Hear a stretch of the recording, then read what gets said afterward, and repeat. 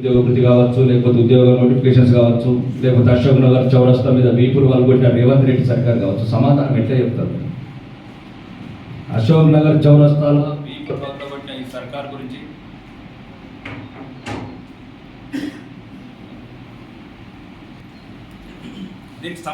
దీనికి సమాధానం ఎలా చెప్పాలి?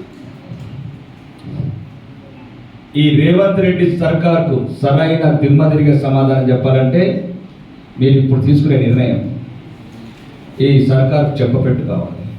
మళ్ళీ విద్యార్థుల మీద, నిరుద్యోగుల మీద లాఠీ చార్జీని చూపించాలంటే ఒళ్ళు గజగజలాడాలి ముఖ్యమంత్రి. ఏ రకంగా అయితే 420 వాగ్దానాలు చేసి ముఖ్యమంత్రి పీఠమెక్కిన ఈ 420 ముఖ్యమంత్రి ఈరోజు అన్ని వర్గాలను మోసం చేసుకుంటూ, అహంకారపూరిత అవినీతి పరిపాలన చేసుకుంటూ 15 నెలల నుంచి చెప్పిన ఏ హామీని కూడా అమలు చేయకుండా అవినీతి ఒక్కటే ప్రధాన ఎజెండా పెట్టుకొని ఢిల్లీకి సంచులు మోస్తున్న ఈ ముఖ్యమంత్రి సోదరుడు బండి సంజయ్ చెప్పినట్టు 6-7 నెలలు కాదు, ఇంకా 3 నెలల ముచ్చడని ఈ ప్రభుత్వం. 6 ముఖ్యమంత్రులను ఈ ప్రభుత్వంలో నీకు భద్రత భావం లేక ఈరోజు తెలంగాణలో ఒక కొత్త నాటకానికి తెరలేపావు. ఈరోజు ముఖ్యంగా ఉపాధ్యాయులు మీరు అన్ని రకాలుగా ఈ దేశ భవిష్యత్ తరాలను తీర్చిదిద్దున్నాం. మరియు పట్టభద్రులు మీ పేరులోనే ఒక పవిత్రమైన గ్రాడ్యుయేట్స్ కావచ్చు, పట్టభద్రులు కావచ్చు. ఈ దేశానికి ఏం కావాలి? ఇప్పుడు ఈ దేశం ఏ రకంగా ఉంది? ఈ మోసపూరిత కాంగ్రెస్ ప్రభుత్వం కాకుండా భారతదేశం అంతా సుమారు 20 రాష్ట్రాలలో ఈరోజు భారతీయ జనతా పార్టీ అధికారంలో ఉంది. దేశ విదేశాల్లో భారతదేశానికి ఏ రకంగా పేరు ప్రఖ్యాతి తీసుకొస్తున్న ప్రధానమంత్రి నరేంద్ర మోడీ గారు, మరీ ముఖ్యంగా ఈరోజు దేశ భద్రత కావచ్చు, దేశం శాంతియుతంగా ఎటువంటి మత కలవరాలు లేకుండా, ఎటువంటి అవినీతి లేకుండా సురక్షితంగా అన్ని మతాలు కలిసి ఉన్న సబ్కా సాత్, సబ్కా విశ్వాస్, సబ్కా వికాస్. మొన్ననే జరిగిన ఢిల్లీ ఎన్నికలు కావచ్చు, దేశంలో ఉన్న ఇంటలెక్చువల్స్ అంతా కాదు, సామాన్యులు ఉన్న మహారాష్ట్ర కావచ్చు, సామాన్యులు ఇంటలెక్చువల్స్ ఉన్న హర్యానా కావచ్చు, దేశమంతా భారతీయ జనతా పార్టీ నాయకత్వాన్ని కోరుకుంటుంది. చదువుకున్న వాళ్ళు, సంస్కారం ఉన్న వాళ్ళు, ఈ దేశ చరిత్ర తెలిసిన వాళ్ళు గ్రాడ్యుయేట్స్ మీరు దయచేసి మీకు ఎక్కువ మామూలు ప్రజల్లాగా మీకు మేము మిగతా విషయాలు చెప్పలేము. అన్ని తెలిసిన వాళ్ళు రోజు కరెంట్ అఫైర్స్, ఈ దేశంలో ఏ రకంగా కాంగ్రెస్ మళ్ళీ దేశాన్ని విచ్ఛిన్నం చేయడానికి ఏ రకంగా కుట్రలు పన్నుతుంది, రకరకాల సమస్యలు సృష్టించుకుంటా, అవన్నీ మీకు తెలిసిన వాళ్ళు.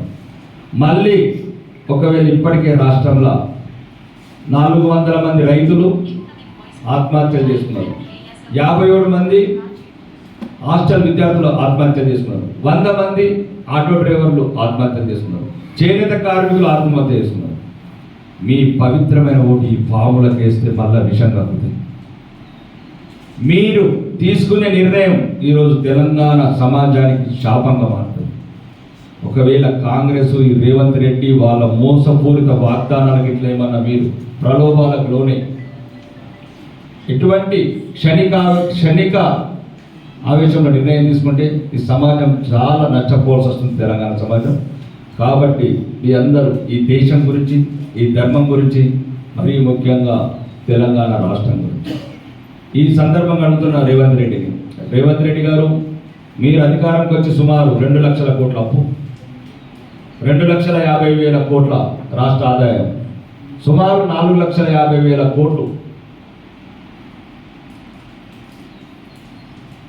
ఈ సమావేశం ద్వారా అడుగుతున్నాం. సుమారు ఒక 4 ఇళ్ళు కట్టించావా? 4 లక్షల కోట్లు. 4 పెన్షన్లు ఇచ్చావా? ఇప్పటివరకు 4 రేషన్ కార్డులు ఇచ్చావా?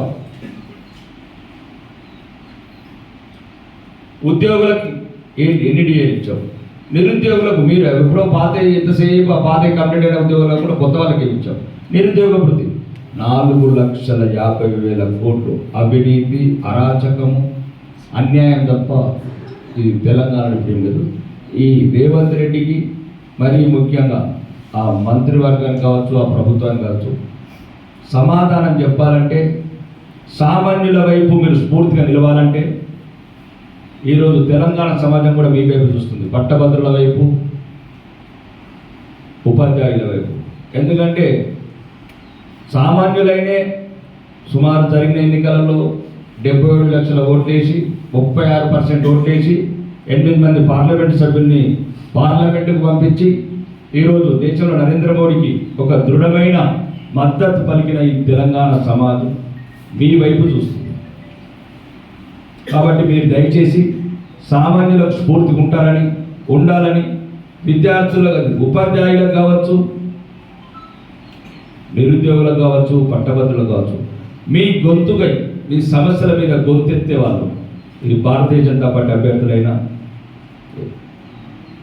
అంజిరెడ్డి గారు మరియు కొమరన్న గారు మరియు సరోత్తం రెడ్డి అక్కడి వైపు ఈ ముగ్గురు అభ్యర్థుల్ని ఒకవేళ మీకు సన్నిహితులు దక్షిణ తెలంగాణలో ఉంటే అటువైపు, మీ టీచర్స్ యూనియన్స్ ఉంటే అటువైపు, ప్రతి చోట ఈ భారతీయ జనతా పార్టీ అభ్యర్థులను బ్రహ్మాండమైన మెజారిటీతో ఓటేసి వాళ్ళని గెలిపించి తెలంగాణ సమాజానికి రాబోయే రోజుల్లో మీరు స్ఫూర్తిగా ఉంటారని కోరుకుంటూ మీ అందరికీ మీ పవిత్రమైన ఓటు అభ్యర్థులకు భారతీయ జనతా పార్టీ అభ్యర్థులకు ఓటేసి గెలిపిస్తారని మనస్ఫూర్తిగా కోరుకుంటూ మీకు ప్రార్థిస్తూ ఈ అవకాశం ఇచ్చిన పెద్దలందరికీ ధన్యవాదాలు.